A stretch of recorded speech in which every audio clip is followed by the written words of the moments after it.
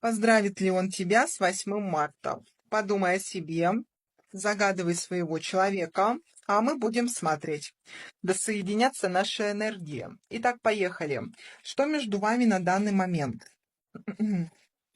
Ой, слушайте, здесь к нам пришла пара, в которой неравноценный обмен ресурсами. Здесь очень эгоистичный, самодовольный мужчина, который думает в первую очередь о себе. И очень щедрая девушка, да, вот ресурсики свои дает, а мужчина их только потребляет. Поэтому в эти отношения вы вкладываетесь больше.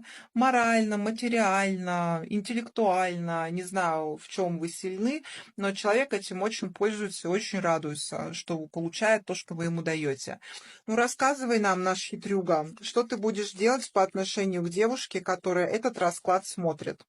Ну, действовать, девчонки, будет. 8 марта-то однозначно он придет, потому что здесь и сильная тяга, и очень мощные скучания идут. Сам такой весь жезловый. Будет действовать, будет проявляться. А с чем придешь к ней 8 марта?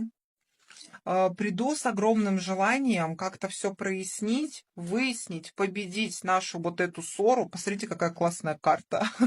Воссоединиться вновь. И тут мужчина, скорее всего, девчонки, может быть, немножко как-то осторожно поскандалит, побурчит, вам свое фи выскажет, но тем не менее, как ни крути, все равно попытается с вами отношения воссоединить через поздравления, через эмоции, через какие-то свои тут, может быть, подарочки. Вот из Пентаклей это быстро в Кубково перейдет, поэтому ждите вашего мужчину, ждите подарков, ждите приятных поздравлений. Да будет так.